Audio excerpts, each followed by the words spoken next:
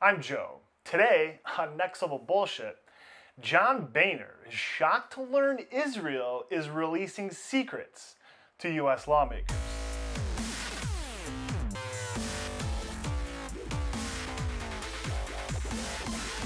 On Tuesday, March 24th, 2015, Wall Street Journal reporter Adam Anthouse dropped a bomb that got the internet whirling.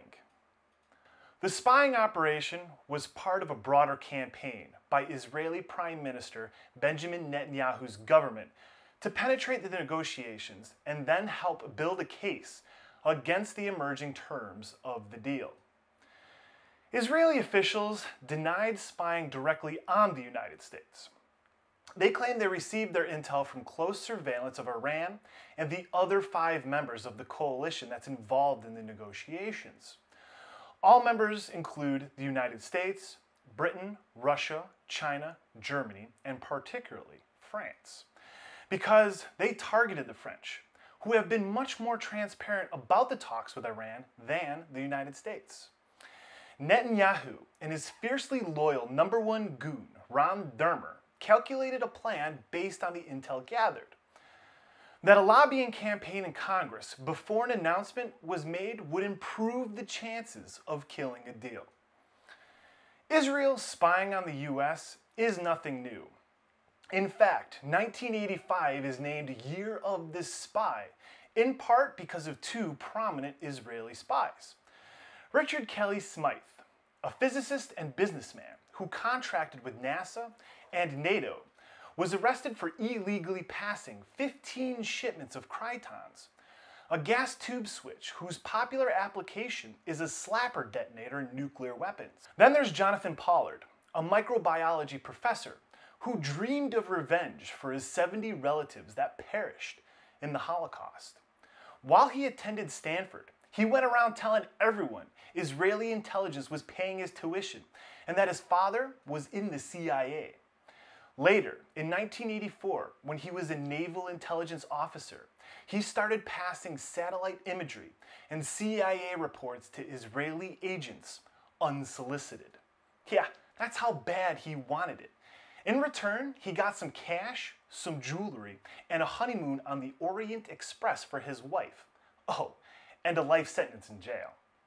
In the late 1960s, Zalman Shapiro, a prominent member of the Zionist Organization of America, passed highly enriched uranium to Israel from a nuclear fuel plant in Apollo, Pennsylvania, which is believed to have been used to create Israel's first dozen nuclear weapons. The United States is far from innocent in all this bullshit. As I've shown you in the past few episodes, America has done some shady shit. But what's really interesting is that Israel is the recipient of large amount of funds from the United States. According to Washington Report, since 1949, US taxpayers have provided Israel $23 billion in grant economic support funds and $1.5 billion in ESF loans, an additional $94 million in economic grants, and $588.5 million in loans were given to Israel from 1952 through 1974 under the Food for Peace program.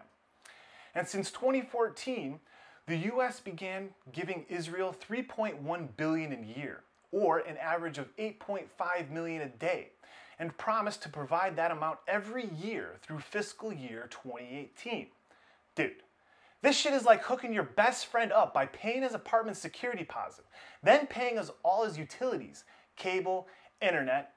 Then he turns around and talks shit to all your friends and cockblocks your every move. The Prime Minister of Israel, Benjamin Netanyahu, is doing just that. In January of this year, he told the White House his government intended to oppose a nuclear deal with Iran, but didn't go into details in how. Then, 21 days later, House Speaker John Boehner announced that the Prime Minister would address a joint meeting of Congress to talk shit about Obama's negotiations with Iran. That same day, Netanyahu's trusted #1 goon, Ron Dermer, was making the rounds seeking a bipartisan coalition to block a deal. What's being contested here is, what exactly was Dermer spewing? According to the Wall Street Journal article, Mr. Dermer and other Israeli officials over the following weeks gave lawmakers and their aides information the White House was keeping secret, including how the emerging deal would allow Iran to operate around 6,500 centrifuges.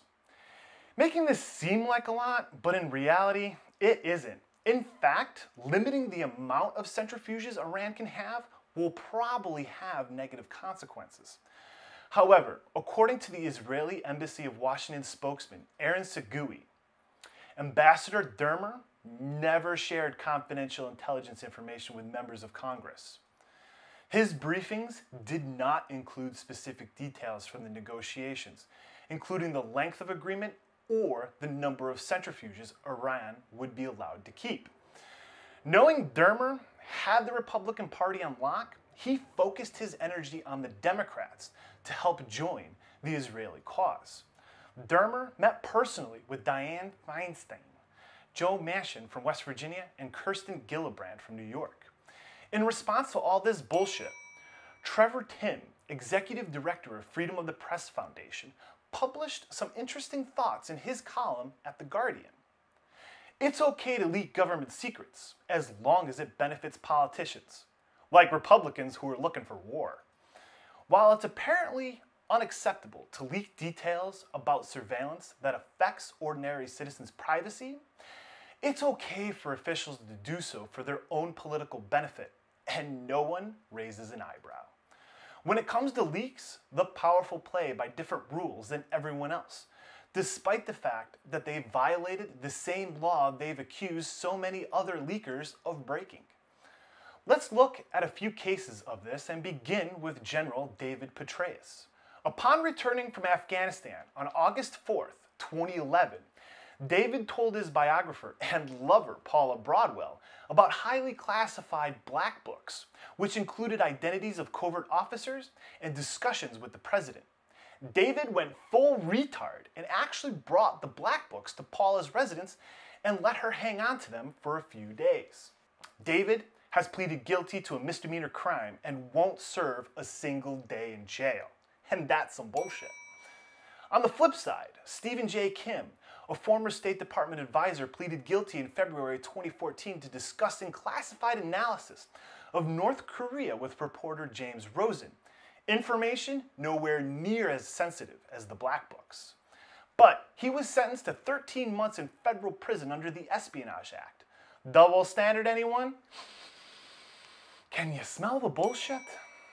Then there's General James Cartwright, once known as Obama's favorite general. Federal investigators suspect that retired Marine General James E. Hoss Cartwright leaked to a New York Times reporter details about a highly classified operation to hobble Iran's nuclear enrichment capability through cyber sabotage, an effort not acknowledged by Israel or the United States.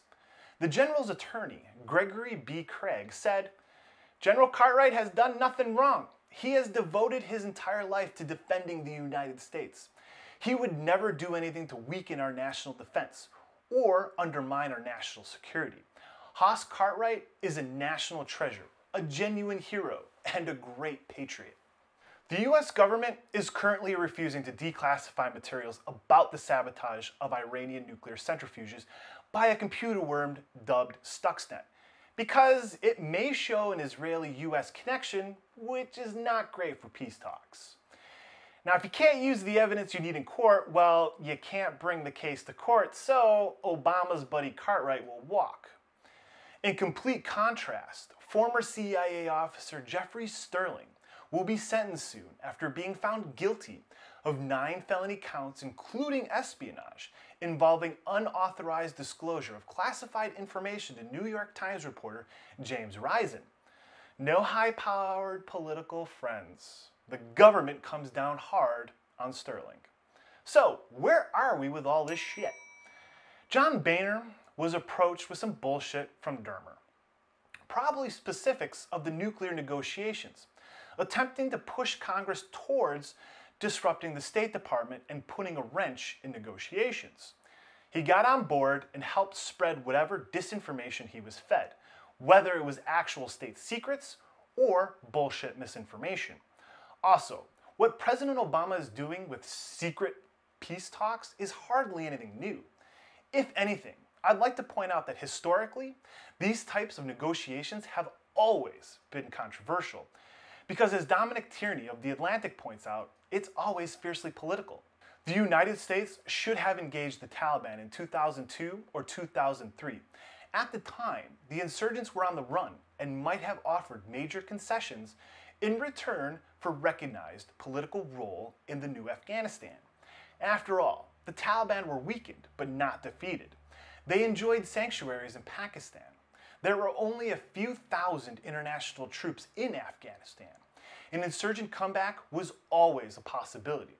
So why not negotiate when the United States still held the best cards? Instead, Washington waited until 2011, when the war had deteriorated into a quagmire, to publicly endorse peace talks for the first time. Because the dysfunctional government we allowed to keep rolling on sucks at doing anything. Now let us know what you think about this next level bullshit in the comments. Personally, I think we're doomed. And there it is, 43. Thanks everyone. Our last episode on Bad USB got a few comments. Not a lot. It's like, don't you guys give a shit about this? Super Soul Searching said, I always figured they loaded that shit at the factory. Either way, it is some serious bullshit. Nycox D93 said, I already saw this catalog, and I wonder why things like these don't make it to the news. We're here to help, man. I think Smokey John was smoking when he wrote, just let your Joe glow. Let it glow. Joe glow. Thanks for the video, man. My Joe is always glowing. And finally, Peter Grantham added his thoughts to the discussion. I've heard that people who pay for male prostitutes pay much more than $80 for a dongle.